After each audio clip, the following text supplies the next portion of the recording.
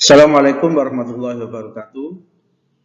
Anak-anakku 11 IPA, alhamdulillah pada hari ini kita dapat bertemu lagi dalam video pembelajaran kimia, di mana video pembelajaran kimia pada hari ini yaitu tentang larutan penyangga yang dipelajari oleh anakku kelas 11 IPA semester genap.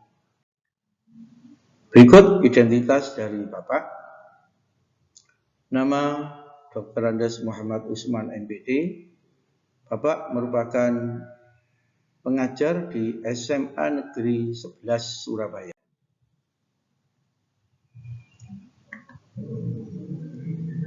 Anak-anakku, mata pelajaran kimia pada hari ini pokok bahasanya yaitu tentang larutan penyangga. Kemudian sub pokok bahasanya ada dua. Yang pertama, macam-macam larutan penyangga. Dan yang kedua, pembuatan larutan penyangga. Tujuan dari pembelajaran larutan penyangga, yang pertama, Bapak nanti berharapkan anak-anakku mampu untuk menjelaskan macam-macam larutan penyangga setelah melakukan kegiatan diskusi. Tujuan yang kedua, Bapak berharap anakku nanti mampu untuk menghitung pH atau derajat keasaman larutan penyangga setelah melakukan kegiatan membaca dengan benar. Kemudian perlu anakku ketahui nama lain dari larutan penyangga yaitu larutan buffer atau larutan dapar. Jadi memiliki 3 nama. Adapun definisinya yaitu merupakan larutan yang mampu mempertahankan nilai pH atau derajat keasaman dengan adanya penambahan sedikit asam kuat maksud saya, dan sedikit basa kuat maupun pengenceran. Perlu anak-anakku ketahui dan perlu dipahami bahwa asam kuat maupun basa kuat yang ditambahkan harus dalam jumlah yang sedikit. Nah, kalau jumlahnya masih sedikit, maka fungsi dari larutan penyangga itu masih berfungsi, yaitu mempertahankan derajat keasamannya. Tapi kalau jumlah larutan asam kuat maupun basa kuat yang ditambahkan dalam jumlah yang besar, maka fungsi penyangganya akan hilang. Karena bahkan nantinya akan habis untuk bereaksi.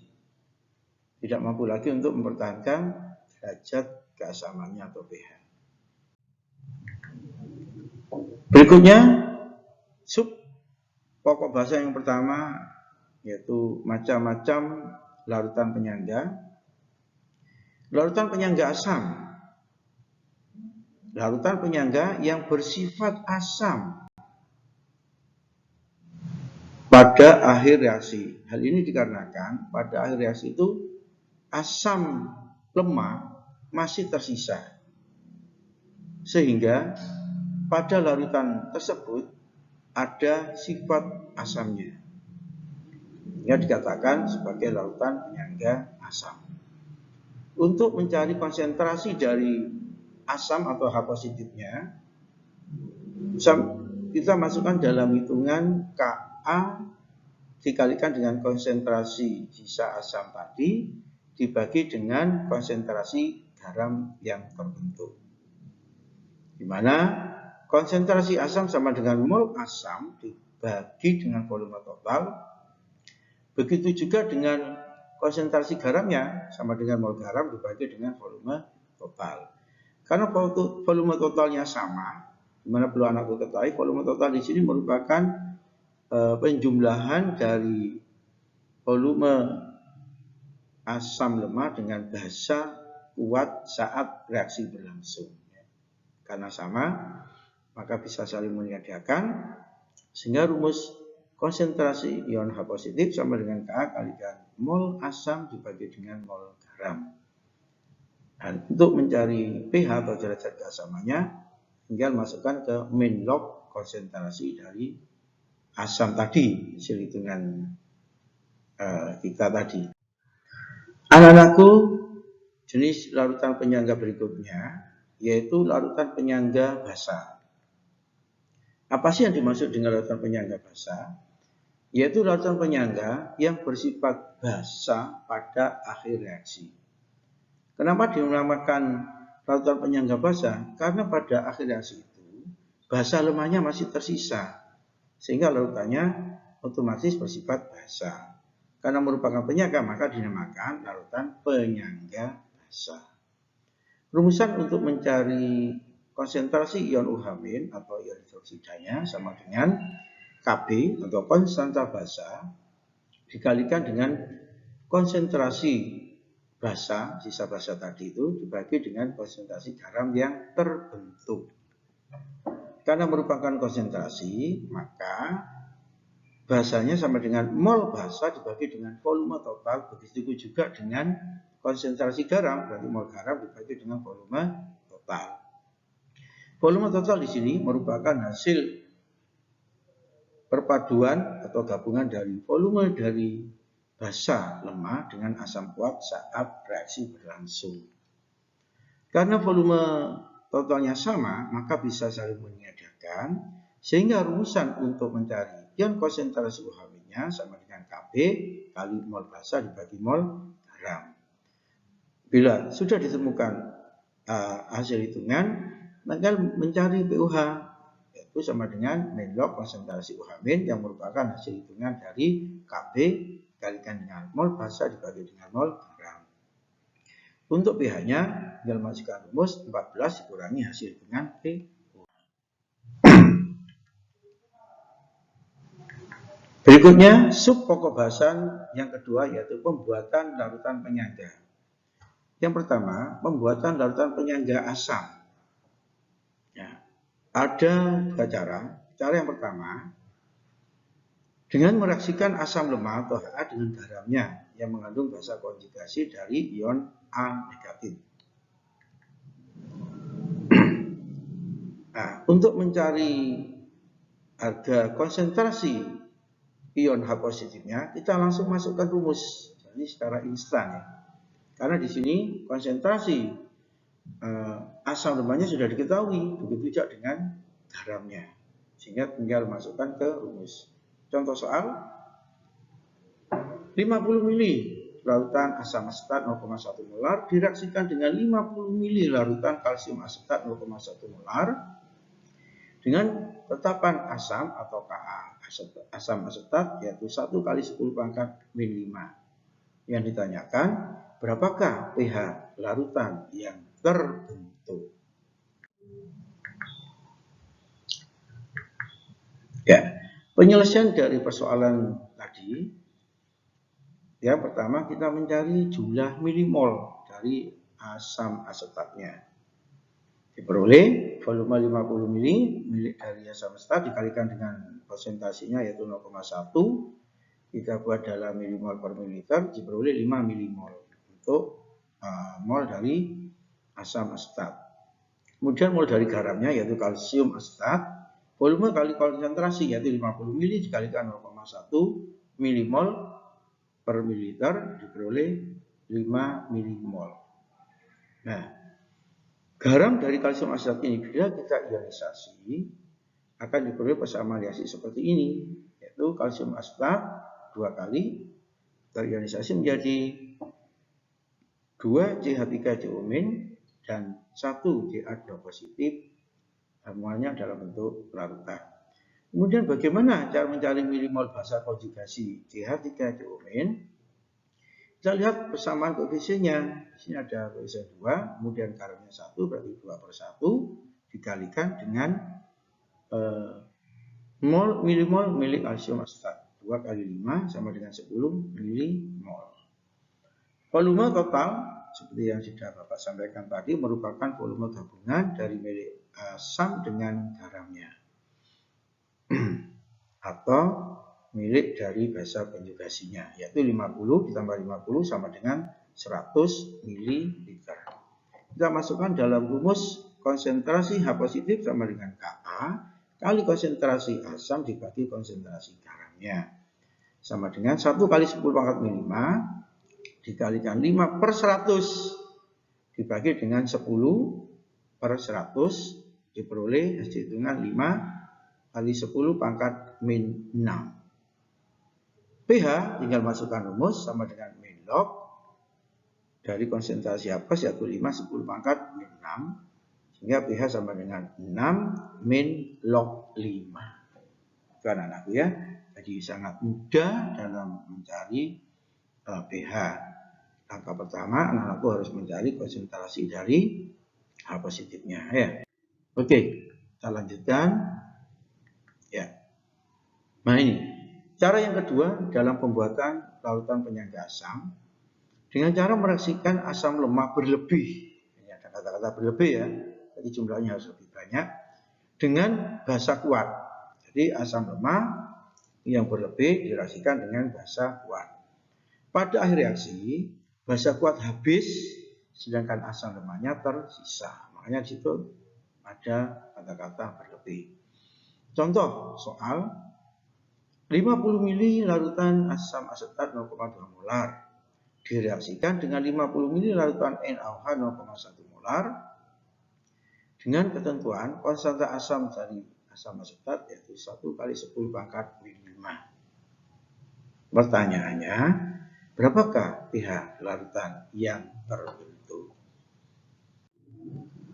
Baiklah anak-anakku, untuk penyelesaian dari soal tadi, yang pertama anak-anakku harus menuliskan reaksi larutan asam asetat dengan larutan natrium hidroksida menghasilkan larutan natrium asetat dan hasil sampingan berupa air atau H2O. Langkah pertama, kalau soal yang seperti tadi, anak-anak harus mencari kondisi mula-mula. Kondisi mula-mula asam asetatnya 10 mmol dari perkalian volume dengan konsentrasinya tadi. Kemudian mol dari NaOH diperoleh 5 mmol. Kemudian untuk natrium asetat dan airnya belum ada atau belum terbentuk. Mengapa? Karena antara asam asetat dan natrium hidroksida belum dilakukan reaksi. Jadi masih kondisi awal, berdiri sendiri.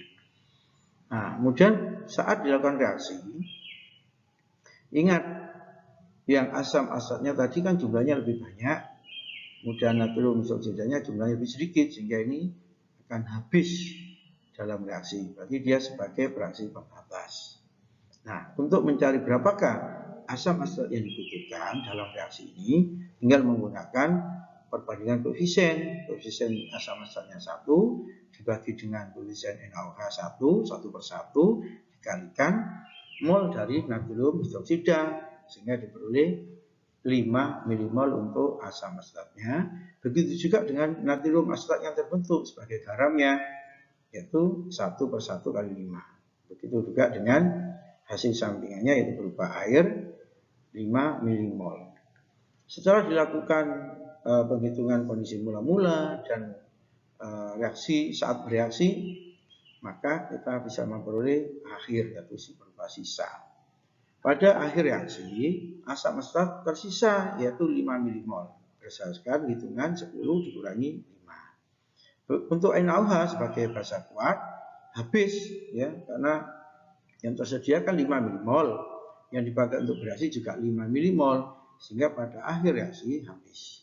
Kemudian pada akhir reaksi terbentuk ini natrium asetat sebagai garam atau sebagai basa konjugasinya. Dan air juga sebanyak 5 mmol. Volume total merupakan volume gabungan atau pencampuran dari volume asam asetat dengan volume NaOH. 50 ml ditambah 50 liter sama dengan 100 ml. Kemudian kita mencari konsentrasi H+ sama dengan Ka kali konsentrasi asam yang tersisa dibagi dengan garamnya. Dengan konsentrasi garamnya. Kita masukkan angkanya. Diketahui Ka-nya 10 pangkat min 5. Kemudian mol sisa asam ini 5 mmol dibagi dengan volume total 100, 5 per 100 dibagi dengan garam yang terbentuk, yaitu 5/100 sama dengan 10 pangkat min 5. Nah, pH tinggal masukkan angkanya, yaitu min log konsentrasi H+, di mana diketahui konsentrasi H plusnya sama dengan 10 pangkat min 5. Berarti pH sama dengan min log 10 pangkat min 5 sama dengan 5. Jadi pada permasalahan dari soal tadi diperoleh derajat keasaman atau pH sama dengan 5. Jadi anak-anakku ya, mudah kan untuk memahaminya? Baiklah, Bapak lanjutkan. Ya, kemudian untuk pembuatan larutan basa sekarang, larutan penyangga basa. Cara yang pertama, dengan mereaksikan basa lemah atau PUH, ini simbol untuk menyatakan basa lemah, dengan garamnya yang mengandung asam konjugasi, dalam hal ini ion dari kationnya, akan membentuk larutan penyangga basa. Untuk mencari harga konsentrasi OH-nya atau ion hidroksidanya, kita langsung menggunakan rumus. Mengapa? Karena sudah diketahui konsentrasi dari basa lemak dan garamnya. Ya, tinggal masukkan rumus. Konsentrasi OH- sama dengan Kp atau konsentrasi basa dikalikan konsentrasi basa lemak yang ada dibagi dengan konsentrasi garam yang terbentuk atau asam konjugasinya. Nah, sini ada contoh soal 50 ml larutan amonium hidroksida 0,1 molar direaksikan dengan 50 ml amonium sulfat 0,1 molar. Di mana NH4OH ini sebagai basa lemaknya, kemudian amonium sulfat sebagai garamnya atau asam konjugasi. Diketahui konstanta basa amonium hidroksida adalah 1,810 pangkat min 5. Yang ditanyakan, berapakah pH larutan? Baiklah anak-anakku, untuk penyelesaian dari persoalan tadi, langkah pertama, kita mencari jumlah mol masing-masing.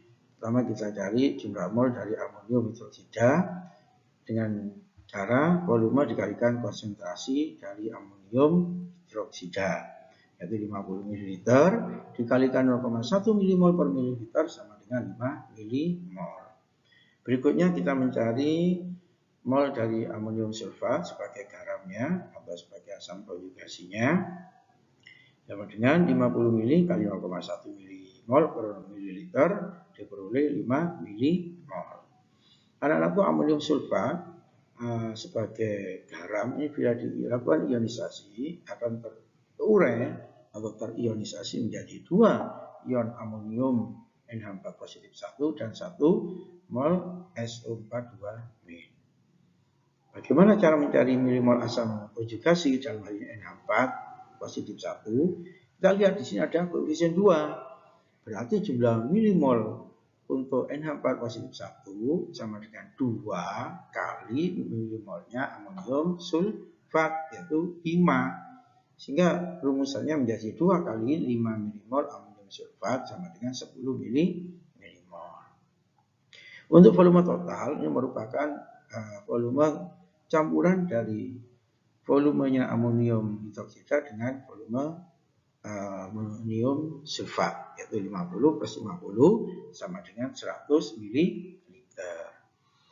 Nah, apabila semua sudah diketahui, tinggal masukkan dalam hitungan, di mana konsentrasi OH- sama dengan Kp atau konstanta basa dikalikan konsentrasi basa dibagi dengan konsentrasi garamnya sama dengan 1,8 10 pangkat min 5 kalikan dengan ini konsentrasi basa, yaitu 5 mmol bagi volume total 100, 5/100 dibagi dengan konsentrasi garam, ngambil dari apa? Asam konjugasinya, yaitu 10 mmol, 10/100. Ya, anak-anakku seperti ini, silakan diperhatikan. Nah, 5/100 ini juga 10/100 saling meniadakan, sehingga ini sama dengan 1/2 atau setengah. 1,8 dibagi 2 sama dengan 0,9 10 pangkat min 6 dibulatkan menjadi 9 10 pangkat min 6. Sehingga harga PUH sama dengan min log 9 kali 10 pangkat min 6. Kita turunkan menjadi 6 min log 9. Jadi harga PUH diperoleh 6 min log 9. Pertanyaannya kan PH. Nah, rumus dari PH kan sama dengan 14 dikurangi POH. Sama dengan 14 min kurung buka. Berarti nanti ya, ini harus ada tanda kurung. Milik dari PUH ya. Kita masukkan 6 min log 9. Kenapa kok harus ada kurung? Kalau tidak ada kurung, maka yang dikurangi yang mendapat pengurangan itu hanya 6-nya saja. Sehingga hasilnya nanti 8, minnya tetap min ini. Salah ya. Makanya harus ada tanda kurung buka tutup.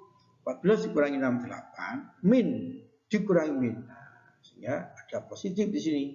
Log 9. Sehingga PH dari persoalan tadi sama dengan 8 plus log 9. Gimana anakku? Mudah kan untuk memahami dan mencari derajat keasaman dari basa lemah dengan garamnya. Ya, oke, Bapak lanjutkan.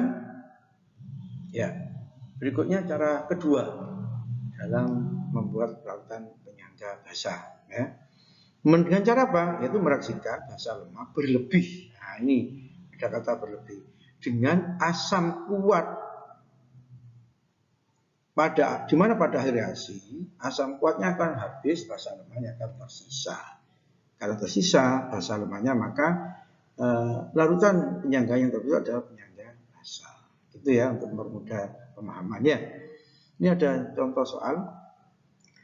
Diketahui 50 ml larutan amonium hidroksida 0,2 molar direaksikan dengan 50 ml larutan HCl asam klorida 0,1 molar dengan Kb atau konstanta basa amonium hidroksida sama dengan 1,8 10 pangkat min 5. Ya, pertanyaannya berapakah pH larutan yang terbentuk? Ya, perhatikan anakku ya.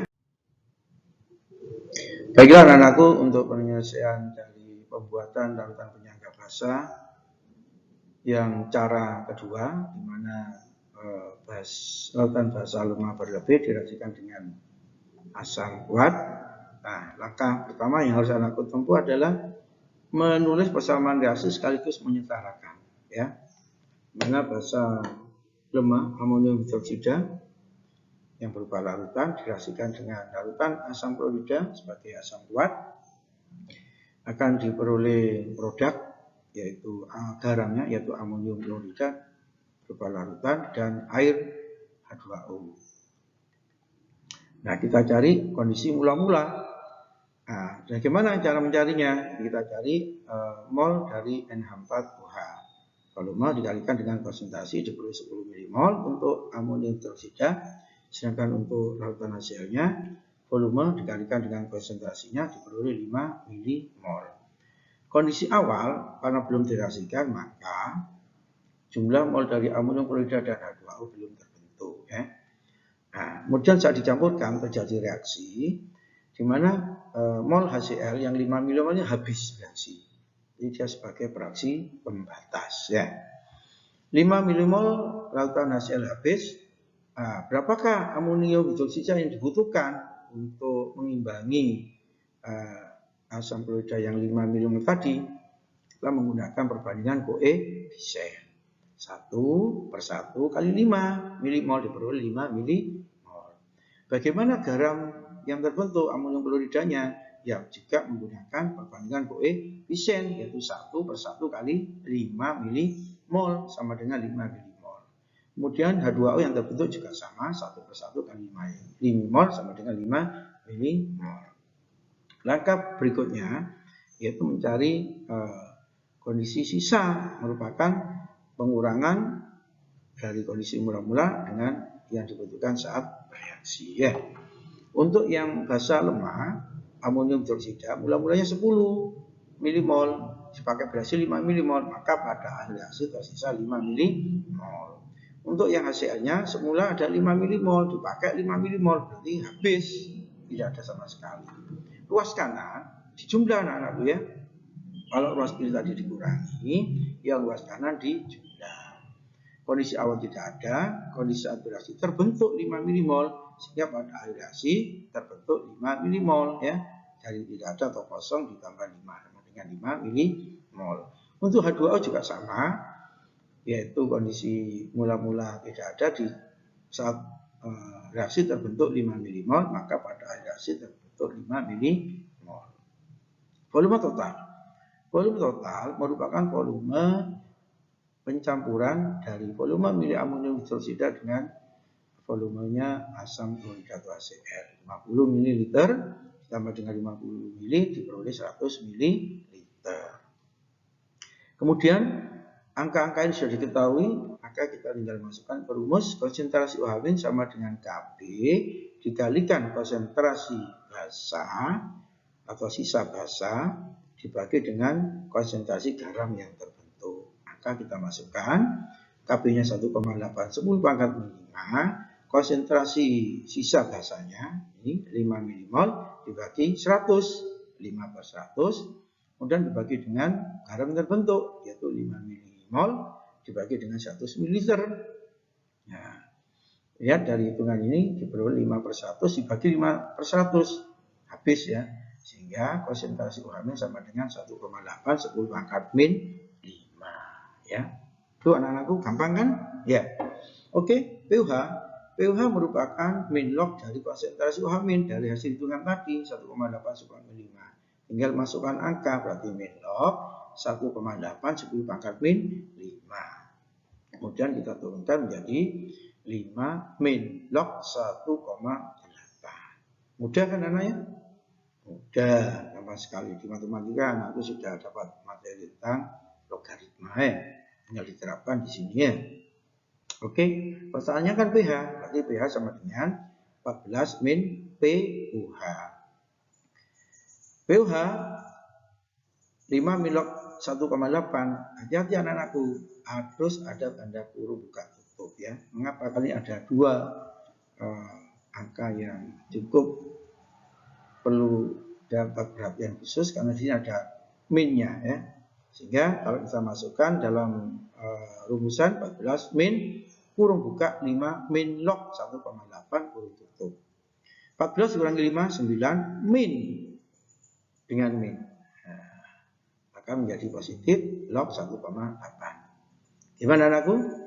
Mudah kan mempelajari kimia ini? Semoga apa yang telah Bapak jelaskan dan yang telah kita pelajari secara bersama-sama, mudah-mudahan Allah Subhanahu wa Ta'ala memberikan keberkahan dan kemanfaatan ilmu yang kita pelajari. Baiklah anak-anakku, sekian Bapak ucapkan terima kasih atas perhatian anak-anakku dan semangat terus ya, jangan menyerah. Insya Allah di mana ada kesulitan ada kemudahan, insya Allah ada penyelesaiannya. Semoga hidup pembelajaran ini bermanfaat. Dan akhirul kalam, wabillahi taufiq wal hidayah, waridha wal inayah. Wassalamualaikum warahmatullahi wabarakatuh.